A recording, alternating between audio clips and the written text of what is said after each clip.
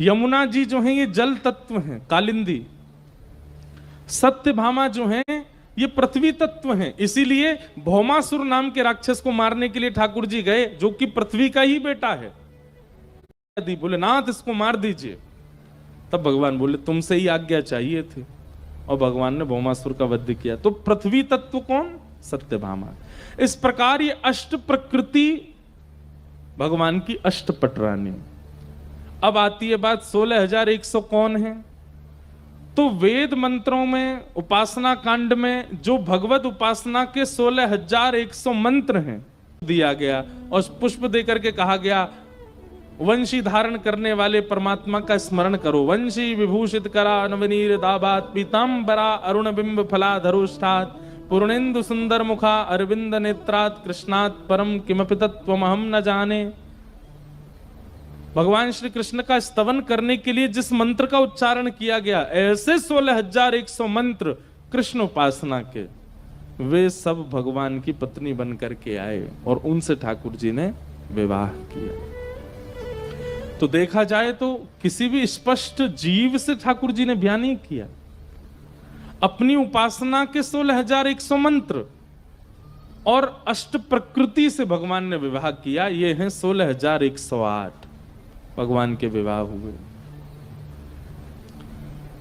भगवान की दिनचर्या का और ग्रहचर्या का वर्णन किया गया।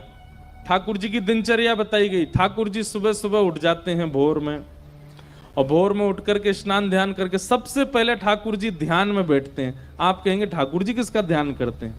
जो जो ठाकुर जी का स्मरण करते हैं उनका ठाकुर जी स्मरण करते हैं, स्तवन करते हैं। वृंदावन में कितने भक्त, जगन्नाथपुरी में कितने भक्त, उड़ीसा में कितने, सब भक्तों का स्मरण ठाकुर जी करते हैं। और सब भक्तों का स्मरण करने के पश्चात फिर ठाकुर जी अपने पांचजन्य शंख का नाद करते हैं द्वारिका में। पांचजन्य शंख के नाद के बाद भगवान गौशाला जाते हैं, गौ सेवा करते हैं, फिर आकर के बाल भोग पाते हैं। फिर अपनी स्वधर्मा सभा में बैठ करके द्वारिका में क्या हो रहा है क्या नहीं हो रहा सबका ब्यौरा लेते हैं। फिर मध्याह्न भोजन ठाकुर जी बड़े बड़े संत और जो आए हुए होते हैं द्वारिका में उनके साथ बैठ करके करते हैं दोपहर का भोजन। रात्रि में फिर ठाकुर जी एक बार द्वारिका भ्रमण के लिए जाते हैं और रात्रि में फिर परिवार को समय देकर उनके साथ प्रसाद पाके शयन करते हैं। इस प्रकार एक सामान्य सी दिनचर्या भगवान द्वारिकाधीश की बताई गई। ग्रहचर्या का वर्णन किया गया। ठाकुर जी घर में कैसे रहते हैं, पर्सनल लाइफ कैसी चल रही है ठाकुर जी की, इसका वर्णन श्री नारद जी महाराज ने किया। नारद जी बोले मैं ठाकुर जी के गृहस्थाश्रम को देखने गया कि ठाकुर जी पत्नियों के साथ कैसे रहते हैं। कहते हैं बोले ऐसे कोई गृहस्थी नहीं रहता होगा जैसे ठाकुर जी रहते हैं। रुक्मणी जी के भवन में मैंने जाकर के देखा कि ठाकुर जी बैठे हैं और रुक्मणी जी भोजन पवा रही हैं, ठाकुर जी बातें कर रहे हैं, बीच बीच में पाते हैं और एक एक ग्रास रुक्मणी जी को पवाते हैं। दूसरे भवन मैंने सत्यभामा जी के में जाकर के देखा तो ठाकुर जी सत्यभामा जी के केश गूंद रहे हैं। ऐसा प्रेम प्रवाह कर रहे हैं। जब मैं जामवती के कक्ष में गया तो वहां मैंने देखा कि ठाकुर जी अपने बालकों के साथ खेल रहे हैं और जामवती बड़ी खुश हो रही हैं देख करके। जब कालिंदी के कक्ष में गया तो ठाकुर जी भी सांवले हैं और यमुना जी भी सांवली हैं, तो ये दोनों एक दूसरे का श्रृंगार कर रहे हैं। नारद जी कहते हैं मैं इतनी द्रुत गति से दौड़ता था कि अगले भवन में ठाकुर जी नहीं मिलेंगे, क्योंकि वो तो कालिंदी के साथ हैं, वो तो रुक्मणी के साथ हैं। लेकिन अंत में मुझे पता चला कि ठाकुर जी तो 16,108 रूप बना के एक एक पत्नी के साथ एक साथ निवास करते हैं और सबको सुख देते हैं। अपने गृहस्थाश्रम का पूर्ण निर्वहन करते हैं। मैं परमात्मा हूं, मैं पर ब्रह्म हूं, मैं बहुत व्यस्त हूं, मैं समय नहीं दे सकता, ये व्यवहार नहीं है ठाकुर जी का। सबको समय देते हैं, सबके साथ उचित व्यवहार करते हैं। नारद जी ने भगवान के ग्रहचर्या का दर्शन किया। कहीं कहीं ठाकुर जी के कलह भी हो रहे हैं, वो भी नारद जी ने देखे। कैसे कलेश हो रहे हैं ठाकुर जी, जबरदस्ती लड़ रहे हैं ठाकुर जी। किससे लड़ रहे हैं? एक प्रणय कलह तो रुक्मणी जी के लिए ही आता है भागवत जी में। भगवान बोले ये कभी गुस्सा ही नहीं होती हम पे, ये रुक्मणी आज तक इतने साल हो गए हमारी शादी को, इसको गुस्सा क्यों नहीं आता है? तो एक दिन ठाकुर जी बोले रुको, हम इसको गुस्सा दिलाएंगे आज। तो भगवान बोले हे रुक्मणी जी, बोले जी आज बढ़िया दाल भात बनाना, हम शाम को आके पाएंगे। रुक्मणी बोली जो आ गया। और ठाकुर जी बोलते हैं तो और आनंद से बनाते हैं सब। 4-5 प्रकार के भात बनाए, केसर वाले भात, मीठे भात, नमकीन भात, सादा भात, दाल आदि बनाई। ठाकुर जी जैसे शाम को आए तो पहले ही सोच के आए कि मुझे लड़ना है रुक्मणी से। जैसे थाली पर बैठे तो रुक्मणी जी ने परोसा। ठाकुर जी बोले अब हमारा मन नहीं कर रहा भात खाने का, तुम तो रोटी बना के ले आओ। रुक्मणी जी अच्छा कोई बात नहीं, अभी लाती हूँ, रोटी बना के लिए आई। लीजिए रोटी पर, अब रोटी का मैं पराठा बनाऊं। रुक्मणी जी बोले पराठा बना देते, पराठा बना करके ले आए। सुनो देवी मुझे भूख ही नहीं लग रही, मैं तो सोने जा रहा हूं। रुक्मणी जी बोली कोई बात नहीं, आप सहन कर लो, इतनी सुबह से बना रही हैं सब कुछ। लेकिन रुक्मणी जी को फिर भी क्रोध नहीं आया। ठाकुर जी पौड़ गए, रुक्मणी जी चरण दबाने लगी। थोड़ा धीरे दबाओ ना, बहुत तेज दबा रही हो। रुक्मणी जी धीमे धीमे दबाने लगी। अब अभी भी तेज दबा रही हो, और धीमे दबाओ। रुक्मणी जी बिल्कुल स्पर्श कर रही हैं। अरे मेरे पांव में दर्द हो रहा है, थोड़ा धीरे दबाओ। रुक्मणी जी हाथ ऊपर करके अपनी छाया से दबा रही हैं। ठाकुर जी कह रहे हैं नहीं मानोगी तुम अभी। बोले मैं स्पर्श ही नहीं किया, आप क्यों नाटक कर रहे हो इतना? अब देवी मुझे तो भूख लग रही है, मैं तो पाऊंगा। बोले चलो पालो। अंत में ठाकुर जी ने हाथ पकड़ा, तुम क्रोध क्यों नहीं कर रही हो हम पे? हम तुमसे इतना लड़ने का प्रयास कर रहे हैं, ये करते हो, तुम लड़ती नहीं हो हमसे। रुक्मणी जी कहती हैं जिसको श्याम घन प्राप्त हुए हों, जिसको ऐसा अमूल्य रत्न प्राप्त हो गया हो, उसकी हर अवस्था स्वीकार है। अभी चतुरासी जी का पद है, जोई जोई प्यारो करे सोई मोहे भाव। ठाकुर जी को जब किसी से अत्यंत प्रेम होता है ना तो ऐसे ही परेशान करते हैं, और व्यक्ति परेशान हो जाता है ना तो ठाकुर जी कहते हैं फेल हो गए। लेकिन उनके अनेक प्रयास करने पर भी सामने वाला परेशान ना हो, जैसे राखो तैसे रहूं, आप जो करना चाहो कर लो, हम परेशान नहीं होंगे। ठाकुर जी को वही प्रिय होता है। अंत तो गत्वा रुक्मणी जी के इस प्रेम को ठाकुर जी ने स्वीकार किया। रुक्मणी जी ने कभी क्रोध नहीं किया ठाकुर जी पर। और एक पत्नी है भगवान की सत्यभामा, वो 365 दिन में एक बार प्रेम से बात करती हैं ठाकुर जी से, नहीं तो डांटती ही रहती हैं। ठाकुर जी बहुत डरते हैं सत्यभामा से। लेकिन ठाकुर जी कह रहे हैं भैया गृहस्थ आश्रम, जैसे एक पत्नी में जितने गुण होते हैं ना, भगवान की 16,000 पत्नियों में अलग अलग हैं। एक गुण रुक्मणी में, एक गुण सत्यभामा में, एक गुण जाम्बती में, एक गुण कालिंदी में।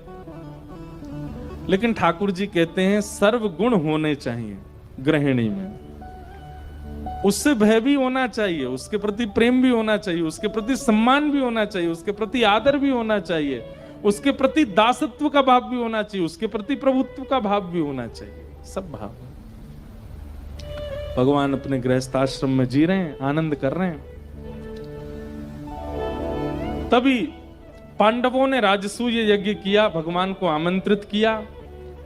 ठाकुर जी जरासंध के यहां गए, जरासंध को वध करवा करके भीम से 20,000 राजकुमारों को वहां बंदी थे, वहां से मुक्त करवा करके राजसूय यज्ञ में गए। और वहां जाकर के राजसूय यज्ञ में आने वाले लोगों के पादुका उठाने की सेवा ठाकुर जी ने की यज्ञ में, जबकि अग्र पूजा भगवान की थी, भगवान को ही प्रधान पीठ दी गई थी। लेकिन फिर भी ठाकुर जी यज्ञ में एक सेवा लेते हैं। कौन सी सेवा? बोले जितने लोग यज्ञ में आएंगे सबकी पादुका उठा करके रखने का काम हमारा है। ये देख करके सब आनंदित हो गए। बोले नाथ, जीवन में वर्सेटाइल होना कोई आपसे सीखे। आपको दुनिया प्रभुत्व प्रदान करती है, पर आपका जो स्वरूप है, आपका जो स्वभाव है, वो सबके चित्त को मोह लेता है। भगवान का विष्णु सहस्त्र नाम में एक नाम आता है मान देना। ये दूसरों को मान देना जानते हैं। ठाकुर जी का स्वभाव क्या है? क्रेडिट्स दे देते हैं, करने के बाद भी सब कुछ आपको दे देंगे।